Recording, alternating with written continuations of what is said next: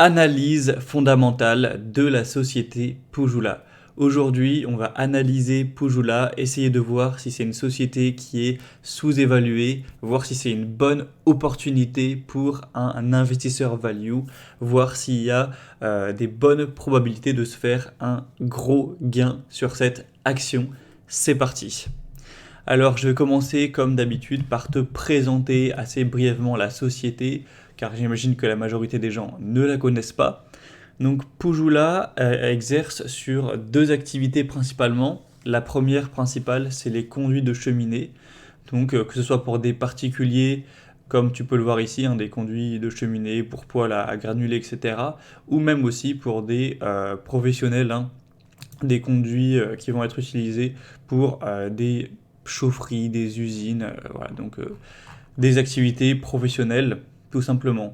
Donc ça, c'est une bonne partie, je crois que ça fait entre 50 et 60% du chiffre d'affaires. Donc voilà, à la base, la société exerce là-dessus. Mais elle a aussi une deuxième branche d'activité qui est très importante aussi, qui fait, il me semble, autour de 40% du chiffre d'affaires.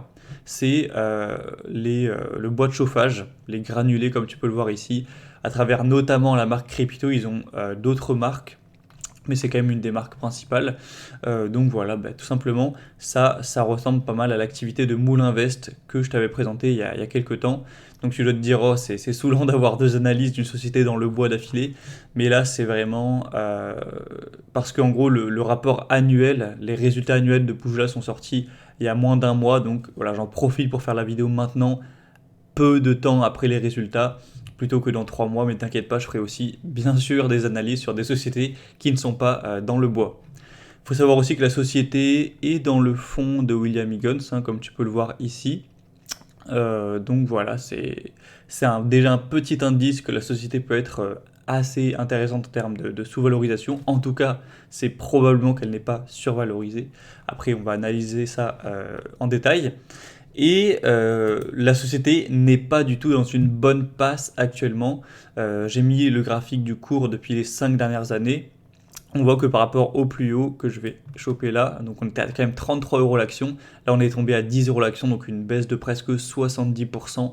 Donc clairement, c'était pas une bonne chose de l'acheter à 33 euros l'action. Mais aujourd'hui, ce qui importe, c'est est-ce que c'est intéressant pour quelqu'un qui rentrerait maintenant? Est-ce qu'aujourd'hui, à un prix de 10 euros l'action, c'est intéressant? Donc on va essayer de déterminer ça.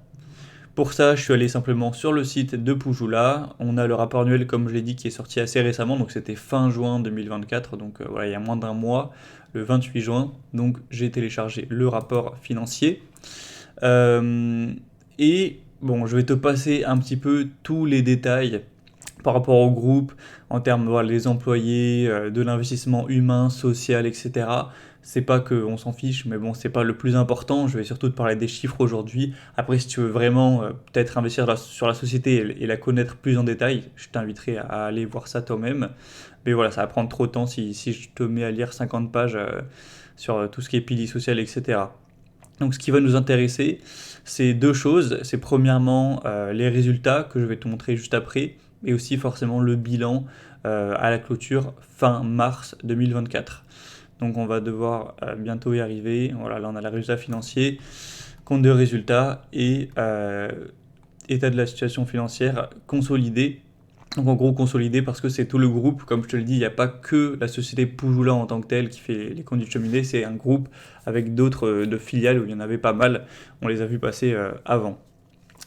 Donc je pense qu'avant on va peut-être se concentrer sur les résultats assez rapidement avant de voir le bilan. Donc pour te le résumer clairement, les résultats ça a été assez mauvais sur ce dernier résultat annuel. Donc comme tu peux le voir ici, on est passé d'un chiffre d'affaires qui était à environ 400 millions à 350 millions. Donc ça fait une bonne baisse, il me semble autour de 15%. Donc c'est clairement pas top, ça fait quand même une baisse assez importante. Et les résultats nets, c'est encore pire, les marges ont bien diminué. On est passé à un résultat net qui était, bon, selon la société assez exceptionnel, mais qui était donc en 2022-2023 à 26 millions. Et là, on est passé à 10 millions. Donc ça a été plus que divisé par deux. C'est clairement pas dingue à ce niveau-là. Après, bien sûr, il y a des raisons qui ne sont pas que à cause de la gestion d'entreprise qui expliquent totalement cette baisse. Ils vont l'indiquer ici, on va faire un résumé, donc c'est assez intéressant. Une baisse importante des volumes de vente pour les conduits de cheminée en France. En gros, ils expliquent que le marché a lui baissé de facile 20% en Europe, alors que eux ont vu leur chiffre d'affaires baisser que de 15% environ. Voilà, c'est ça qui est assez intéressant, c'est que là, en gros, ils indiquent que le marché a baissé, donc pour tout ce qui est conduits de cheminée, à cause notamment en France, là un peu la crise du logement et de manière générale, voilà, c'est clairement un marché qui a baissé en tout cas l'année précédente, entre moins 20 moins 30%, eux ont eu une baisse de moins 15%, donc le prix qui a baissé d'1% et les volumes qui ont baissé de 14%. Donc en tout cas selon eux ça reste pas si négatif car ils ont baissé entre guillemets moins que le marché et bon certes c'est vrai. Il faut savoir aussi que c'est le leader européen pour tout ce qui est conduite de cheminée donc c'est une société leader de son marché, ça c'est quand même un bon point. Concernant le côté donc bois énergie dont je t'ai parlé aussi notamment avec la marque Crépito etc. Là comme on l'avait vu avec Pujula il y a eu une forte baisse du prix donc 13% du prix en moins alors que le volume a augmenté. Donc ça veut dire qu'ils ont quand même augmenté le nombre de sachets de bois vendus. Mais par contre, vu que le prix a tellement chuté, ils ont quand même fait une baisse de chiffre d'affaires sur cette activité de moins 7%. Donc là, c'est quand même un peu plus encourageant. Ils ont l'air de quand même prendre des parts de marché dans ce secteur qui, comme je l'ai dit, voilà, représente une bonne partie. Hein. C'est moins de 50% du chiffre d'affaires, mais c'est quand même une bonne partie. Mais là, on le voit, voilà, 153 millions avec un chiffre d'affaires qui était donc à 350, donc ouais, c'est pas très loin de la moitié non plus. Donc en gros, la situation clairement de la société, c'est une mauvaise année qui a été expliquée par des marchés en baisse. Donc ça, on l'avait vu avec Moulin Vest, le bois de chauffage, ça a énormément baissé. On a eu un hiver assez doux, etc. Et pour les conduits de cheminée, eh bien, il y a eu une baisse parce que il y a moins de construction. Voilà, c'est un peu la crise en termes du marché neuf, etc. Donc forcément, ils ont eu moins de commandes en termes de conduits de cheminée, ça s'explique forcément. Et puis il y a aussi des raisons, comme ils indiquent là, de modifications réglementaires.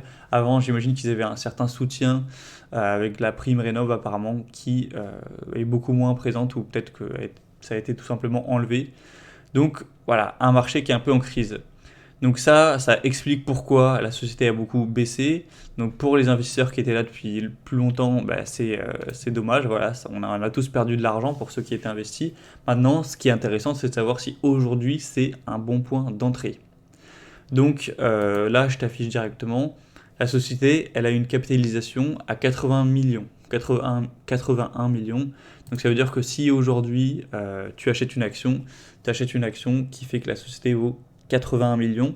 Donc ce qui est intéressant de savoir, c'est est-ce qu'aujourd'hui 80 millions pour le groupe Pujula, c'est un prix correct ou est-ce que c'est sous-évalué, c'est sous-valorisé, elle devrait valoir plus, imaginons 90, 100, 110, 120 millions. C'est ce qu'on va essayer donc de voir. Donc on va aller sur le bilan, on va voir ce que vaut la société en termes comptables. Hein.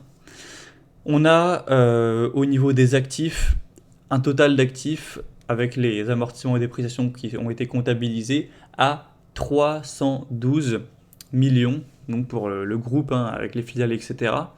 Alors que il y a un an, forcément, on était un petit peu en dessous à 291 millions. Car la société a certes réalisé un bénéfice plus faible, mais elle a quand même gagné de l'argent. Elle s'est quand même, entre guillemets, enrichie en termes comptables. Hein. Donc voilà, 312 millions en termes d'actifs. Et d'ailleurs, la composition des actifs, là c'est aussi intéressant de regarder. Contrairement à Moulin Vest où il n'y avait que vraiment des actifs tangibles, des actifs tels que des terrains, des machines, etc. Là on a quand même des marques. Donc voilà, tu vois, immobilisation incorporelle. Donc en termes d'immobilisation incorporelle, donc ça peut être par exemple voilà, les marques. On va avoir quand même 2,4 millions. Donc ça, pour moi, c'est voilà, de l'actif qui est beaucoup plus à prendre avec des pincettes. Car clairement, bon, si tu parles d'une marque qui a énormément de poids, hein, je sais pas, comme Nike, comme Apple, etc., je veux bien considérer qu'elle a une grande valeur. Après, la marque Pujula ou la marque Crépito pour les copeaux de bois, enfin les granulés, je t'avoue que je pense pas qu'elle a une telle valeur que ça dans la tête des gens. Donc bon, on pourrait enlever ces 2 millions potentiellement. Ensuite, ils ont quand même évidemment une grosse majorité qui sont des immobilisations corporelles. Donc là, c'est toutes leurs usines, toutes leurs machines, tous les véhicules, tous les bureaux, etc. On est quand même à donc 133 millions après les dépréciations.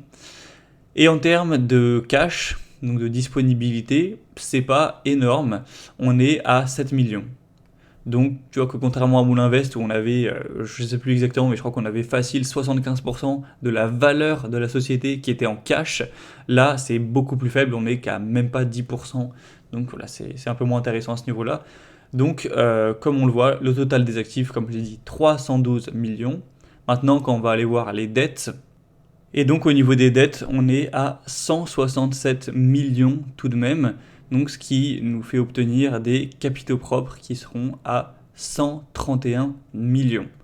Donc la société est quand même relativement bien endettée, on a des dettes qui sont un peu plus élevées que les capitaux propres, donc ça reste assez normal hein, pour une société, c'est pas non plus choquant, on n'est pas sur du 200% de dette sur capitaux propres ou du 300%, ce qui arrive parfois, même parfois plus. Donc c'est ok, mais c'est vrai que c'est pas non plus dingue, c'est pas une société qui est très peu endettée non plus. Donc déjà, ce qui est intéressant de voir, c'est que quand on prend donc tous les actifs qui sont quand même majoritairement des actifs tangibles, hein, c'est pas non plus du n'importe quoi avec que des marques, etc. Moins les dettes, on est quand même voilà, sur une valeur d'environ 130 millions. Et comme je te l'ai montré ici, la société actuellement en vaut 80.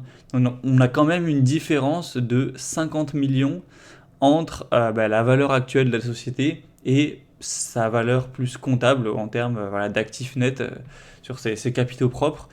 Donc voilà, ça c'est quand même un bon indice de sous-valorisation. Après, il ne faut pas forcément se fier que à ça, mais c'est carrément un indice.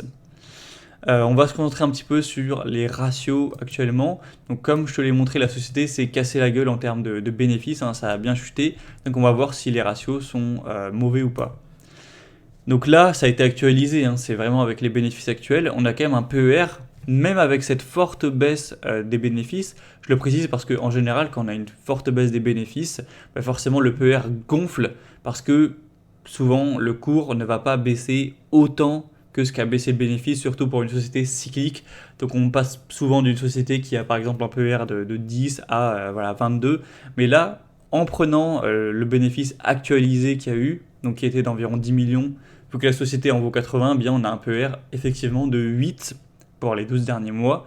Donc ça veut dire que même si on prend en compte que la société va rester à ce niveau de bénéfice de 10 millions et ne va pas croître, on va se faire rembourser en théorie au bout de 8 ans. Donc même sans envisager de croissance, on est à un PER de 8, ce qui est quand même plutôt honnête. Et du coup forcément, si la société se reprend, ça va être beaucoup plus intéressant. Après, au niveau du prix, comme on l'a vu sur Tangible, the price to book, on est, comme on l'a dit, à une bonne dévalorisation. Ça fait 80 millions sur environ 130. Donc effectivement, on est à environ 0,6, 0,66 pour la valeur tangible. Les marges se sont écroulées. Pour les 12 derniers mois, on est à 2,60. Mais alors que pour les 5 dernières années, on était à 3,50. Donc voilà, ça c'est vraiment pas terrible, c'est même mauvais. Le return en equity qui est assez faible aussi, pareil pour le return on investment. La total dette sur l'equity, comme on l'a dit, on n'est pas loin de 100%, donc ça reste ok, mais c'est pas non plus idéal. La liquidité, c'est pas non plus le top. Et le dividend yield, on est environ 2%. Donc clairement, si toi aujourd'hui tu es un investisseur quality, c'est à jeter. Les marges qui sont faibles et qui baissent, le ROE qui est pas terrible, enfin voilà, c'est vraiment négatif. Mais moi, ce qui m'intéresse, c'est pas d'acheter forcément les sociétés les plus qualitatives. Ce qui m'intéresse, c'est d'acheter des sociétés qui valent moins que leur valeur. Donc quand on voit, comme on l'a dit, les capitaux propres, l'actif net qui a environ 130 millions pour une société qui en vaut 80, faut juste maintenant considérer, selon moi, les possibilités de croissance. Je dirais que si tu penses que la société va rester à ce niveau-là, voilà, ne va plus croître, que certes c'était une mauvaise année, mais que cette mauvaise année va être à la nouvelle définition de l'envergure de Pujula, et que voilà, dans l'année 2025, l'année 2026, l'année 2027, ils vont toujours être autour de 10 millions, ou alors même qu'ils vont continuer à baisser, que ça va se casser la gueule. Clairement, je te dis, n'investis pas dans la société. Elle, si tu penses ça en tout cas, n'est pas spécialement sous-valorisée, car effectivement, si elle continue à s'écrouler, eh bien, ça peut tout à fait mériter 80 millions. Maintenant, si tu penses que c'était une mauvaise année, mais qu'ils vont remonter la pente, pas forcément à voilà, doubler leurs bénéfices d'ici 1 ou 2 ans, je te parle pas de ça, mais je te parle d'une remontée tranquillou, où là, tu vois, ils ont fait 10 millions de résultats nets sur l'année 2023-2024. Donc, est-ce que d'ici fin mars 2025, ils pourraient peut-être être remontés à 12-13 millions? Ensuite, est-ce que d'ici fin mars 2026, ils pourraient être remontés à 15 millions? Est-ce que d'ici fin... Bon, j'aurais peut-être dit dire mars, je vais dire juste l'année. Donc est-ce qu'en 2027, il pourrait être à 17-18 millions? En 2028, être remonté à 20 millions, tu vois? Ce genre de petite croissance qui est importante, mais qui reste lente. Si ça, t'y crois, parce que tu penses que le marché va se retourner, vu que c'est cyclique, hein, la construction, d'ici quelques années, le bois de chauffage, et que du coup, tu penses que c'est possible que d'ici, voilà, on va dire 4 ans, 4-5 ans, la société revienne à une vingtaine de millions, ou voilà, même 25 millions de bénéfices. Dans ce cas, selon moi, oui, c'est intéressant parce que aujourd'hui, tu as payé l'action à 10 euros, en tout cas si tu rentres aujourd'hui. Mais si dans 4 ans, dans 5 ans, elle a doublé, on va dire, ses bénéfices, elle a remonté la pente, la société vaudra forcément plus. Hein. On ne va pas avoir un cours sur bénéfice qui sera à 3 ou 4, surtout s'il y a une croissance qui depuis 2-3 ans. Donc elle remontera très probablement à une vingtaine d'euros l'action. Ça c'est sûr si on a une croissance. Donc si tu crois à une croissance, une remontée, une inversion du momentum de ce cycle qui est à la fois le bois de chauffage et les conduits de cheminée, qui est lié aussi à la construction, au neuf, etc. Dans ce cas-là, tu peux faire potentiellement 100% en 4-5 ans. Et selon moi, là, ça peut valoir le coup. Mais bien évidemment, c'est un risque. Hein, ça peut même continuer à se casser la gueule. Et voilà, c'est toujours le rapport risque-rendement. Donc en termes de ratio, c'est assez bof. En tout cas, sur tous les ratios de qualité. Sur la valorisation, évidemment, ça paraît intéressant. Je t'indique le rapport Morningstar qui, lui, évalue la société à environ 17 euros, en prenant en compte, bien sûr, la baisse, etc. récente. Donc, on n'est pas sur un x2, mais c'est quand même super intéressant. Ça fait une hausse de plus de 50% à l'heure où on a ce prix-là. Voilà, cours sur juste valeur qui est à 0,58. Donc c'est quand même hyper intéressant. Moi, je pense que je serais à peu près d'accord avec eux. Voilà, quand on prend juste, même sans parler de la croissance éventuelle, les actifs, le bilan, etc., on a quand même des capitaux propres, l'actif net qui a plus de 50 millions au-dessus de la capitalisation. Donc voilà, ça, selon moi, ça doit quand même valoir un peu plus, sans bien sûr parler de croissance. Donc mon point de vue personnellement par rapport à la société, c'est que c'est comme pour Moulinvest, hein, c'est un cycle qui a été très négatif sur cette année, avec un hiver d'eau, avec une baisse des prix de vente pour les bois de chauffage. Donc selon moi, je pense pas, je te le dis honnêtement, je pense pas que la société va reprendre rapidement. Je pense que l'année qui va suivre, ça va pas être terrible non plus. Elle va peut-être faire un peu plus que 10 millions, j'imagine. Moi, je dirais, voilà, peut-être, je dis n'importe quoi, hein, ne prends pas en compte ces chiffres. Mais voilà, moi, j'imagine peut-être 12 ou 13. Donc voilà, peut-être qu'elle va se reprendre un petit peu, mais selon moi, ça va pas du tout être forcément fameux d'ici en tout cas 1 an. Donc je pense pas que l'action va remonter beaucoup, en tout cas, sur l'année qui arrive. Voilà, ça va peut-être remonter à 12-13 euros, je sais pas, 14, etc., varier un petit peu, ou descendre un peu éventuellement, mais je pense pas qu'elle va vraiment reprendre. Mais par contre, d'ici 3-4 ans, ça m'étonnerait pas que le cycle se soit vraiment réinversé, que les conduits, ça remonte beaucoup, qu'il y ait plus de croissance. Pareil pour le bois de chauffage, et c'est plutôt là que je pense que ça peut redevenir intéressant, qu'elle peut bien se revaloriser. Et moi, si j'envisage vendre, c'est potentiellement voilà, vraiment à un horizon assez long terme, donc d'ici 4 ans, 5 ans, c'est pas pour dans 1 an. Hein. Dans 1 an, je pense que ça ne fera pas grand-chose. Donc voilà pour l'analyse, voilà, assez rapide, hein. Je ne vais pas faire une analyse non plus de 2 heures, voilà, peut-être un jour j'en ferai, mais pour l'instant j'avais pas envie de rentrer autant en détail. Et un dernier point aussi, Je vais remettre la présentation. Euh, hop. Donc voilà, comme je l'ai dit, forge ton propre avis. Moi, j'ai pas la science infuse, je te fais juste mon analyse actuellement de ce que je vois, les chiffres de la société, et j'évalue que c'est assez sous-valorisé, que voilà, si en tout cas on croit à un retour de ces marchés-là par rapport au cycle, etc., ça peut prendre entre 50 et 100% sur 4-5 ans. Mais voilà, c'est qu'un avis qui n'engage que moi, et à toi de te forger le tien, et à toi de prendre ton risque. Mais du coup, ce que je voulais dire par rapport à tout ça, c'est que oui, tu te dis peut-être encore une société dans le bois. C'est juste qu'en gros, les deux résultats semestriels pour Moulinvest et annuels pour Poujola sont tombés là, voilà, en juin. Donc c'est pour ça que je fais ces analyses. Mais après, je te rappelle que je vais afficher derrière mon PEA pour te montrer tout ça. Car oui, tu t'en doutes bien, c'est une société que j'ai dans mon portefeuille. Alors là, c'est sur mon PEA PME. Laisse-moi juste me rendre dessus. Hop, donc sur mon PAPME, j'ai juste les deux en plus, hein, j'ai Moulinvest et Poujoula. Donc moi tu vois que je suis à moins 35% quand même, ça fait mal. Mais il faut savoir que la société, je l'ai depuis longtemps. Je suis rentré une première fois je pense que c'était 2021, je pense, ou 2021-2022. Donc j'ai dû rentrer à une vingtaine d'euros. Attends, j'ai combien de PRU? J'ai un PRU à 15. Je sais que je suis rentré une fois à 12 euros. Donc voilà, j'ai dû rentrer, je pense, à une vingtaine d'euros, effectivement. À l'époque, on n'avait pas toute cette baisse, hein, au contraire, hein, la société était sur une bonne croissance. Donc c'était plutôt intéressant. Voilà, ça devait être autour de là, j'imagine. Donc forcément, par rapport à là, je me suis vraiment bien cassé la gueule. Je n'imaginais pas qu'il y allait avoir cette crise de l'immobilier et puis cette crise du bois aussi. Donc voilà, c'était pas vraiment anticipable. J'en ai repris avec un peu de chance sur ce point bas qui était là quand c'est descendu à 12. Donc il me semble que c'était là. À 12-13, j'en ai repris quand même une bonne partie. Donc ça m'a fait baisser mon PRU d'une vingtaine d'euros à 15-16. Donc là, je suis encore bien perdant. Surtout aujourd'hui où c'est à 10 euros. Si j'avais du cash, je pense que je pourrais en reprendre un petit peu. Surtout si ça continue un peu à baisser. Il se trouve que j'en ai pas actuellement sur le PAPME. Mais selon moi, c'est tout à fait possible qu'elle remonte, voilà, comme j'ai dit, d'ici 3-4 ans à une vingtaine d'euros, si en tout cas le marché se retourne. Donc c'est mon point de vue. Et si un jour j'ai du cash, potentiellement j'en remettrai, si en tout cas le cours est resté très bas comme ça. Et voilà, dernière chose que je voulais indiquer, c'est que là, je t'ai fait 2 analyses récemment sur des sociétés, excuse-moi, dans le bois, parce que comme j'ai dit, il y a eu les rapports qui sont tombés récemment. Mais voilà, les deux, ça représente, en plus, surtout vu qu'elles ont baissé actuellement, 18 000 euros dans mon portefeuille global. C'est pas énorme, hein, ça représente, ça doit représenter peut-être 7%. Je vais aller voir ça rapidement.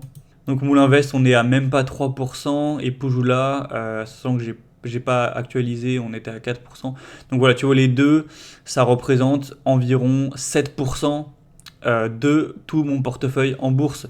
Donc en gros, voilà, te dis pas que je suis extrêmement concentré sur le secteur du bois, que vraiment j'y crois à fond et j'ai que des sociétés là-dedans, j'en ai deux, ça fait 7% de mon portefeuille.